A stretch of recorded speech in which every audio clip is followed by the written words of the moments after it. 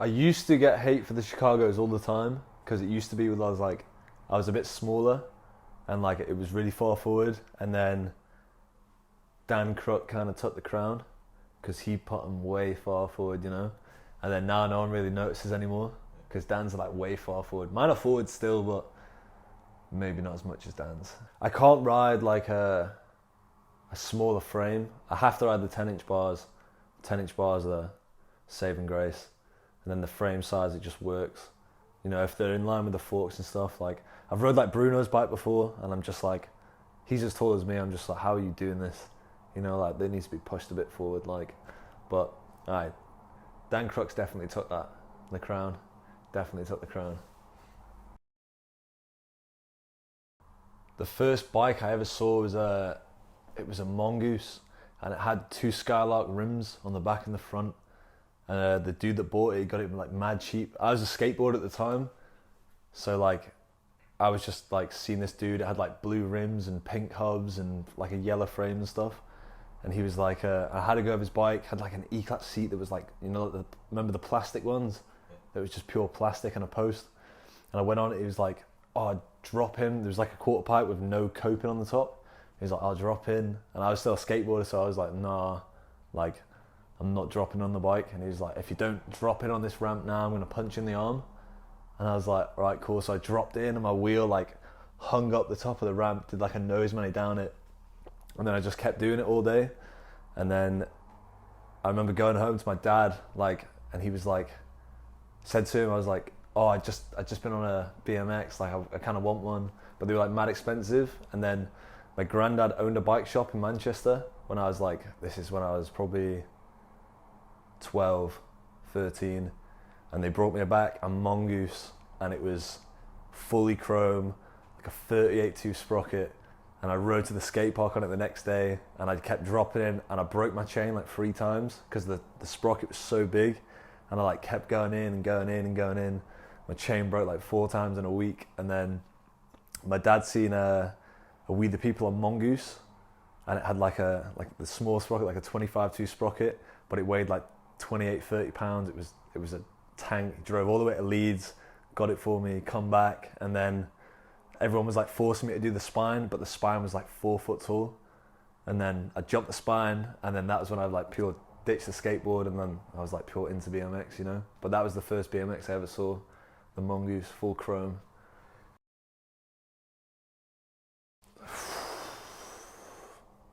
On a BMX, like the most scared I ever was there's been 2 times where it's felt quite mutual. Was like, there was when we were filming the Substance Unfinished Business, there was a kink black rail, but on the side it was like probably like a 15-foot drop into a grass bank, but at the end of the kink rail it was like a jersey barrier, like a metal one.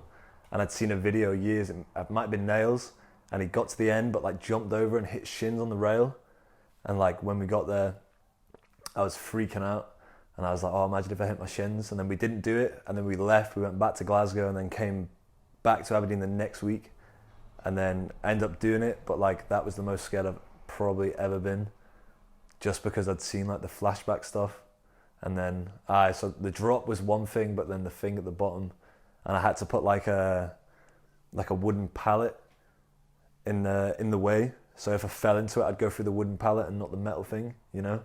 And then the clip's sick because you see it at the start of the video, like I go straight through the pallet, you know, but that was definitely the most scared I've been on a bike. The most scared I've been off the bike was, I was 17, went to Barcelona, and we're at Macba, and everyone was just drinking beers and doing what they do at Macba, you know, and then the police pull up and everyone ditches, and I'm 17 and I'm just pure like, whoa, what the fuck's going on, you know, like, and they just rag me up. And I'm like, holy shit, they put my arms around my back, take my wallet out of my pocket. And then I remember Lacey took a photo, like a selfie, and I'm just like up against the wall and shit, you know, like fucking, oh. And then that was probably the most scared because they were like, oh, we'll take your bike and you need to come and collect your bike and have 300 euros and we'll give you your bike back. And I was like, man, I'm 17 years old, I've got fucking 20 euros to last me another 2 days, you know, like I'm not paying 300 euros to get my bike back, like there's no way. I feel like that was probably the most scared I've ever been off the bike, you know. Who cares? Who cares, man? That's all you need to know. Well, school was kind of mental. Like year 7, I was like so I went into school like I'd always have like Kerrang magazines in my backpack and Scuzz like listen to like the heavy metal music and Green Day and MCR and punk rock stuff. Like went into school with like not really any friends. Like there was one dude called Connor, and he was like on the same kind of like level as me, and like we did the first 2 years of school together because like everyone else was like doing their own sort of stuff. We were skateboarders. He was a rollerblader, I was a skateboarder, so we just like went through the first 2 years together, and it was like easy. Like no one really bothered us. Like we were just the little goth kids in the background, you know, finishing school, going to skate parks. And then when it came to year 9, I was like got really good on my skateboard, and I was just like, oh, the only thing I want to do is ride a skateboard. Like that's it. Like I don't want to do anything. So I'd go to school at like 8:35 in the morning. I'd go into form. The teacher would be like, oh, Joe Jarvis. And I'd be like, yeah, I'm here. And then as soon as that, we'd all leave, and then you go to your first class. And then I'd just go to the skate park, which was 15 minutes down the road. So I'd bring my skateboard, leave it in the locker, skate to the skate park, and then at the 2:45 in the afternoon, I'd go back to form, and they'd be like, oh, it's Jarvis. And I'd be like, yeah, I'm here. And then I'd sneak on the school bus and go to the bigger skate park with Connor, because that's where he lived, in Barnton. So I got bullied once because I had hair down past my fucking shoulders, like man, it was long. It was horrible, man. So there was like, the school phase was like black skinny jeans, the big Vans, like the old Vans and the Etnies and the DCs, like the, you know, like the huge ones, and they just had the Vans bit down the side. And it was like the band t-shirts had like Slipknot t-shirts and Enter Shikari t-shirts, and then the long hair like brushed to the side and stuff. And then it was like year 10, it was like the slightly baggier jeans and the bigger tees. And then left school, it was like, not even left school, it was still the skinny jeans, rips in the jeans and the big belt buckles, and you know, like that sort of stuff. The dress phase has been a bit mad. It's been a bit mad. Oh man, I'm choking for a bit of soup, like spitting feathers, like. Holy shit, man! How long have you got? Man, I've seen a sausage been cooked in a microwave. I've seen fish, like a fish, been cooked in a microwave. I've seen a girl put. Oh my god! It was Christmas Eve. It was like 2016 or 17. I saw a girl pull a tampon out of a pussy and stick it on the wall. And that's like full facts. And I remember after work, everyone was like, there's a fucking tampon on the wall and shit. And there was this girl called Harriet, and she just walks over and just pulls it off the wall and just puts it in the toilet. And I'm just like, whoa. Do you know what I mean? I've seen, there was this dude that used to come in all the time, and he was like a really friendly dude. He used to always get a beer with like lime cordial. And he ordered food once, and we were watching him, just me and my manager, we were just watching him like intrigued, you know, and he put brown sauce all over his food, and then licked the lid of the sauce, put the cap back on, and just put it back on the condiment table. Like that was probably like one of the most fucked up things I've seen in Spoons. Like that was pretty rough. See people like, I've seen people with like smashed up eyes, like the face fucked up, people falling over, because like the Spoons that I was in, like you had to go down like a bunch of stairs to get out the building. But the stairs are like tiles, so they're like well slippy, and people that come out wasted, like, whoa, grab onto the banister and shit and just fucking loop out to fuck, do you know what I mean? And like, people are trying to put mad claims in and stuff, and be like, oh, fucking, this happened because of that, and be like, nah, mate, you got fucked up because you were wasted, do you know what I mean? Like, end of the line, you were fucked up, you ate shit, go home. Oh, it's rough, man, honestly, it's rough, like. Right, wake up, cup of tea, 1 sugar, oof, man, you know what I mean? Square sausage, fried egg, bacon on a roll, right? Little warm up, maybe a little skate park session, you know what I mean? Street, couple of clips, beach, beers, Aberdeen. That's all that's it. Do you know what I mean? Breakfast, clips. Not even the clips, fuck the clips. There's a few tats. So my first ever tattoo, I was 15 and we used to go around this dude's house and he'd have like the big screen TV and pimped out, you know. And we used to always watch like day in the lives and documentaries, like BMX stuff, you know. And we always used to watch the same one. It was the Tom Dugan Day in the Life. And it's hilarious, you know, like still to this day, it's funny as fuck. And he got like the Tootsie Pop Indian. So we were like, oh, and then we were at this dude's house and my friend was getting a tattoo. And he's like, oh, like the dude who was doing the tattoos was like, does anyone else want a tattoo? Like, I'll do it for £20 each, just like backdoor tattoo shop, ghetto as fuck. And I was like, I'd love a tattoo, you know, like sick. And he's like, what do you want? And I was like, and I just thought, I was like, sick, right, Tootsie Pop Indian. So I got the same tattoo as Tom Dugan in this like ghetto fucking tattoo place. And that was my first one. And then it's just kind of gone from there. And then Chris Kyle's been my favourite rider since pretty much day one, you know, like just the way he rode and all that kind of stuff. So when I next went to the dude's house, he was like, oh, cheap tattoos, all this stuff. We're like 16 years old.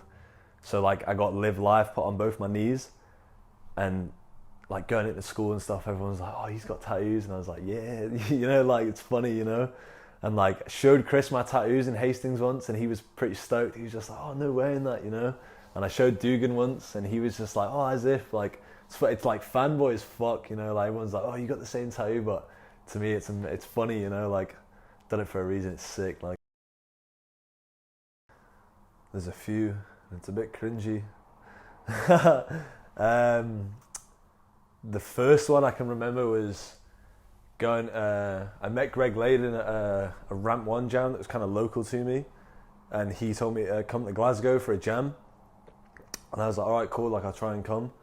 So me and 3 of my friends at the time, like Josh Kettle and 2 other dudes, we got the train all the way to Glasgow and went to Substance, and that was the first time I met Sai and went into the shop, and my wheel was completely fucked, and then Sai gave me a wheel, and I was like, whoa, that, like, said like, oh, how much is that? And he was just like, oh no, it's cool. The next day we pulled up to Zone 74, which is like EK, the indoor where the jam was. Pulled up, the jam started and then ended up coming first place in the jam. And then I remember being stood near the cafe and stuff, and like Sai came over to me, he was like, oh, how do you feel about riding for Substance? And I was like, whoa, like, holy shit, like definitely, you know. The main one for me is probably that one, you know, because that was like the main like kind of starting BMX for me. And then the other shit's just like my bird, my mum, my dad, my dog, little Nancy. She's not watching it, obviously. All that shit, you know. Just, but probably the Glasgow thing, because come here pretty much every month. Do you know what I mean? Do the Substance stuff. You can see through the old stuff. Like that's probably the main part in the whole full thing, you know. Ooh. It sounds really cliche and stuff, but like the hardest lesson I learned was probably to be myself.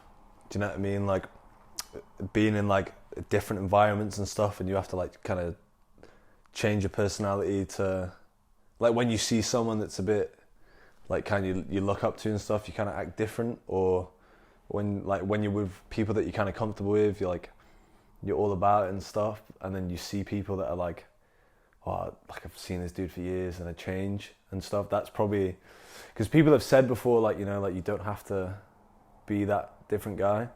And like the past couple of years, like the mentor I have, do you know what I mean, that's told me to like be myself. Like it's like, oh, just do what you got to do, do you know what I mean? It's not like you don't have to change for anyone, you know, and like whether it be anywhere or whatever perspective, it's just like that's you know what I mean? Just be you through with its president of the fucking United States, or I mean fuck Donald Trump, you know what I mean? But if it's like whoever it is, you know what I mean, just say what you got to say and do what you got to do, you know what I mean? Like you can polish a turd, but it's still a turd.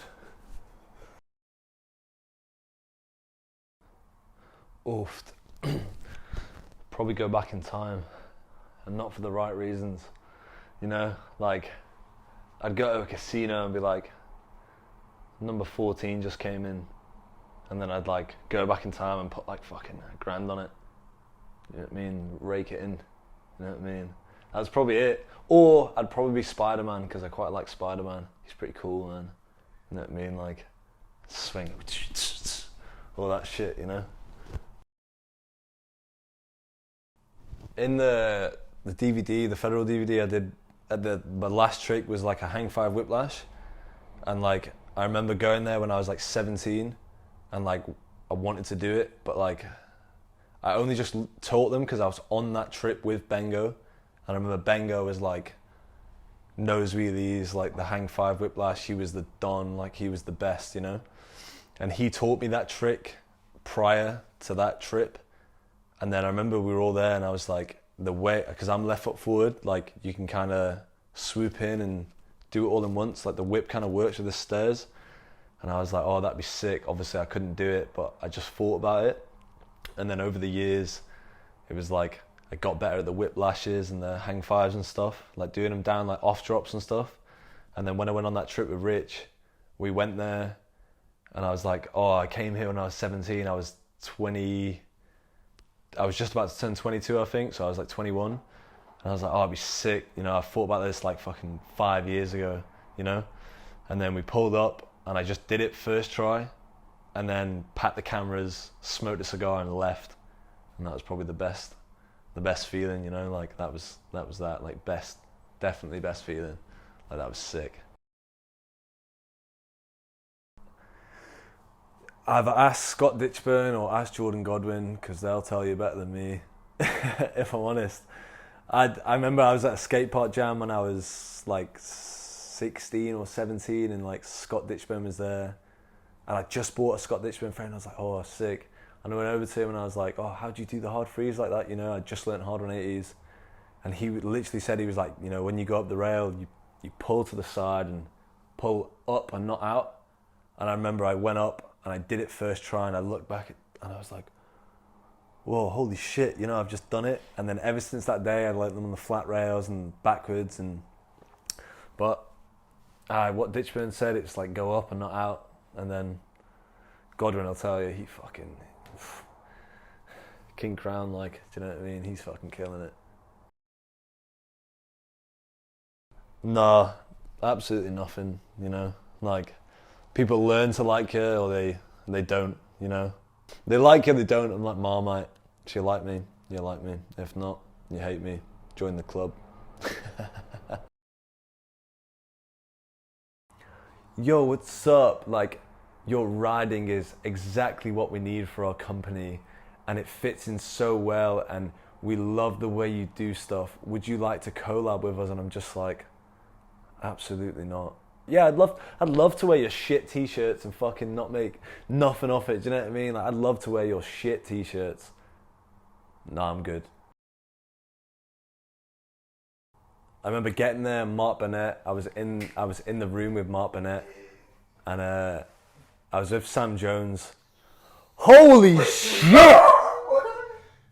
576 quid. Oh my God. Holy shit! The Buffalo Blitz just went fucking mental. Holy shit, man! 500 quid 576. on the what spins? AP. Holy fuck!